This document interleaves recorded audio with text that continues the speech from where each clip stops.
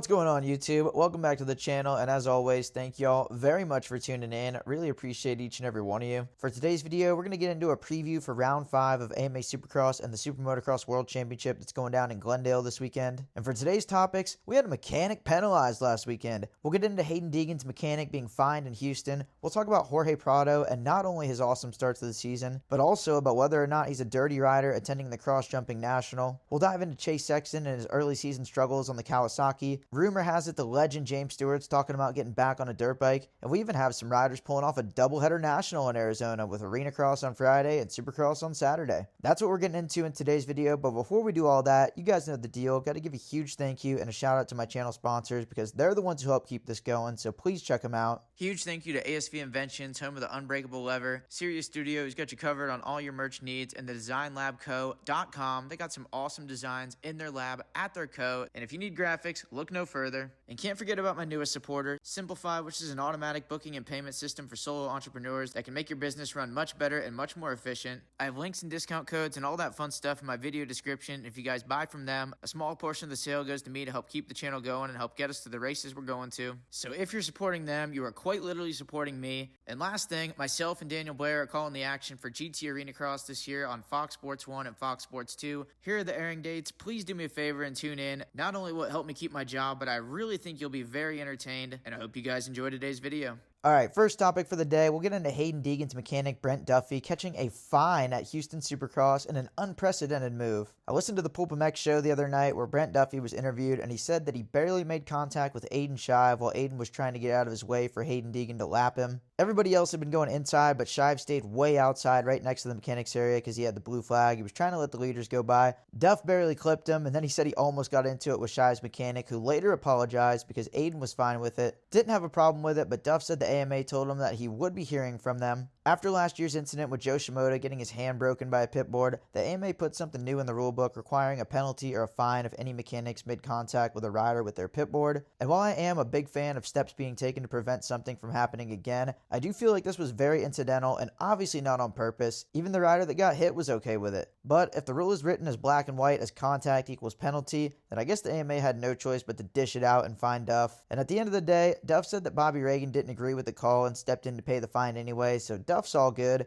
Deegan didn't get penalized, and I would have to guess that Duff getting this fine will force mechanics to be even more careful than ever when putting their pit board out, especially considering that Hunter's mechanic has been alleged to have hit somebody with a pit board at Anaheim too but got away with it. Stay tuned to more mechanic penalties, or maybe don't, because I think they're probably going to learn from this example. Poor Duff. Actually, never mind. Duff's fine. Deegan's fine. They're all fine. Let me get a loan. Next up, we'll get into Jorge Prado, and how amazing has this dude's start to the Supercross season been? Almost everything he's done so far this season has been world class, except for one thing, the cross jumping. Is he being dirty, or is it just incidental or accidental? In an ode to Marvin Muscan, Jorge's brought back his defensive tactics from Europe that a lot of his fellow racers have complained about in MXGP. When it comes to defending a position, the number one rule is typically that you're not supposed to cross over or change lines on jumps because you can't exactly readjust or change lines in the air to avoid somebody. The biggest issue I saw with Jorge doing this was actually this past weekend in Houston when he was trying to hold off Hunter for the lead. He cross-jumped him in the rhythm section, even the announcers called it out on TV, and one could ask, did he maybe just cross-strut, wasn't an accident or something like that?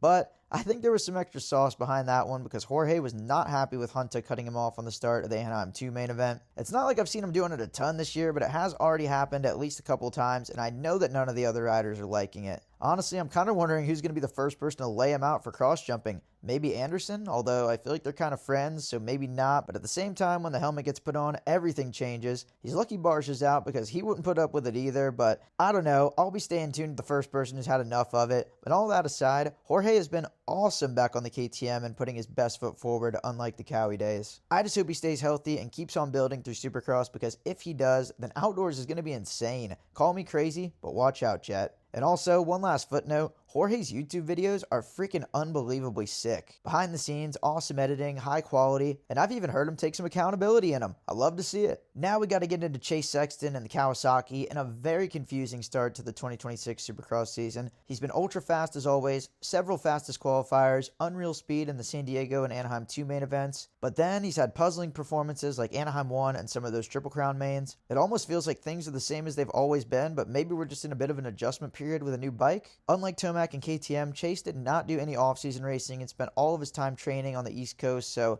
In my opinion, I think once we head east, he's going to be a lot better and a lot more comfy. But will the mistakes end? I literally cannot believe my guy almost hit the gate again in Houston. He's had strange crashes like ramming into Harrison in San Diego and his Anaheim 1 heat race crash. Things have kind of just been all over the place. And now that I'm thinking about it, it actually almost seems like more mistakes than ever. But we got to keep in mind that with the pressure of trying to win on a new bike and team, along with the opportunity that Jet being out presents, maybe it's just an ultra tough, high pressure situation to work the kinks out, and that's what's causing the extra mistakes. I'm not sure, but I really hope he dials them in and gets it together to fight for this championship, because like I always say, the sport is better with all the top guys in it and thriving. So stay tuned to see if things improve as they head east. A lot can change. It's a long season, and don't write this guy off. I mean, you guys were writing Coop off like a week ago, and look what he did last weekend. And you know who Chase Sexton kind of reminds me of sometimes? James Stewart. And this is a pretty cool revelation here. I heard James do an interview with Steve Mathis on the Pulp MX show on Monday night, and James had a lot of awesome insight on the sport, as he always does. But the craziest thing to come out of that interview is James said that we would see him on a dirt bike again this year. How freaking sick would that be? I can't even remember the last time I saw JS7 ride. I was actually at Anaheim 1 for the beginning of the end when he got smashed by Dunge, and ever since then, I think the real JS7's been in hibernation. Don't get me wrong, I definitely don't expect to see that JS7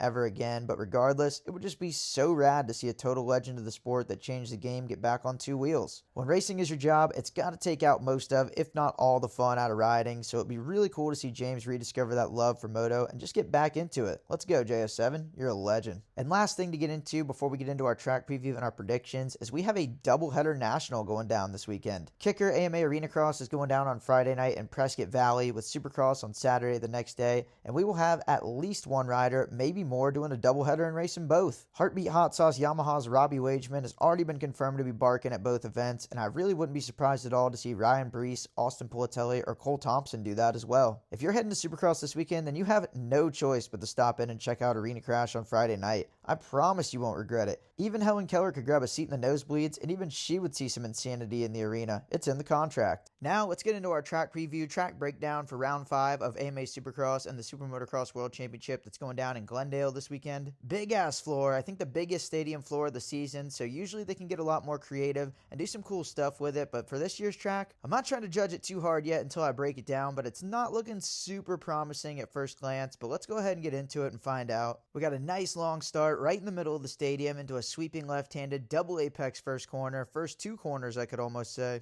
And just like last weekend, that sends you right into your first rhythm on the track. I think off the start you maybe do a double, double, triple, and then start jumping around the corner, or maybe a double, triple, triple again, and then jump around the corner. And I keep talking about jumping around the corner. This first rhythm section is very unique because you got quite the long rhythm section, and then about 2/3 of the way through it, then you start sweeping around a left-handed corner as you keep jumping. Even looks like there's a little bit of inside-outside option through there, so that's going to be a very unique section, but at the same time, I feel like when they put these in, they usually end up being quite one line because everybody tries to just go jump from out to in, try to straighten up the track as much as possible, and the outside lane doesn't really get used, but I say that, they're usually pretty good at opening up multiple options whenever it doesn't look like there's going to be some, so maybe around the outside you could skip a couple of jumps, something like that. I don't know, we're just going to have to see how it's built on race day, but definitely an interesting concept. Then you got a ski jump back across the start straight into your first of 2 sand sections on this track. George is going to be hyped, but in this first one, a sweeper to the left. The inside has 2 option singles to slow you down, or you can go wide open WFO around the outside with the Trailer Park Girls. Long way around, but you can keep some momentum, and then out of the sand, a little bit of mogul action, and then you're back onto the start straight. A little bit of an awkward bob and weave down the start straight, but I feel like most of the guys will be able to straighten that out. Then you're into another sand section, back-to-back sand sections at the National. I know the riders are not going to be hyped on this because they got the 2x4 Supercross suspension spec, and the sand doesn't usually play nicely on that, but this second one, a sweeper to the right this time,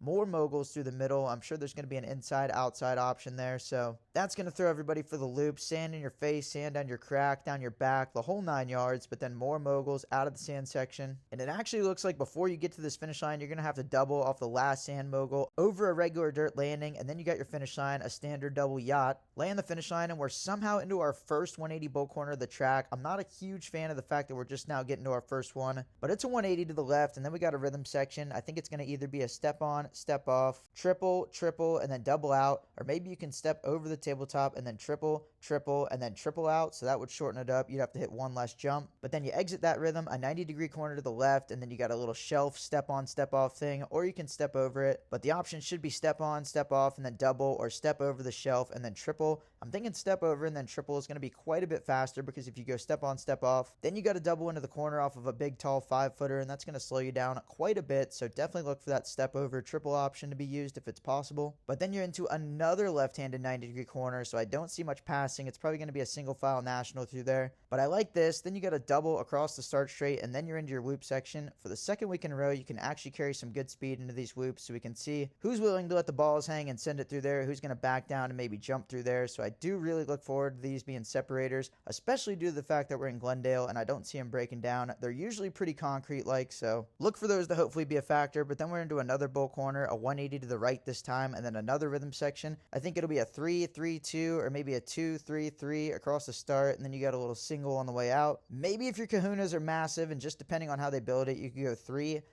and then 3 all the way across the start. But honestly, looks like I'm kind of out to lunch on that one. I think it would be a little bit too big. That is not what she said. But this is the same exact setup 2 weekends in a row at back-to-back nationals, because you jump across the start, 180 bull corner to the left, and then you got a triple out of the final corner, right back into where you exit the first corner, and then you got that turning rhythm section again. I think on a regular lap, you could go triple, triple again, and then triple one more time, maybe double around the corner and then jump out, or maybe it'll be too tough while you're on an angle. I don't really know, but that section is very intriguing to me, and I'm really going to be looking forward to how the guys tackle it. But that's a lap around round 5 in Glendale for this weekend Supercross National. Like I said at the beginning, biggest stadium, usually they can get very creative with it, and I don't really feel like they did that this year. A little bit bummed about it. I mean, there are 2 sand sections, so maybe that'll create some excitement for us. I know the riders are not going to be hyped on it, but like I also said during the track walk, only 3 180 bull corners, and usually those are the best for passing, so a little bit of a bummer there. A few too many 90s, and just overall, I feel like there's a lot left to be desired on this track, but through 17 rounds, not every track's going to be a banger. I mean, that's literally impossible to accomplish, so I think it'll be all right. I'm sure we'll still get some good racing like we always do. I mean, it's Supercross. It's like the best form of racing in the world. Everybody's got to race the same track. There's a lot on the line, and even though it's not my favorite looking track heading into this weekend, I don't really care. I'm still hyped for the gate drop. But with all that in mind, now let's see what it looks like virtually as we'll get into our POV from our MX Simulator virtual preview lap from round 5 in Glendale.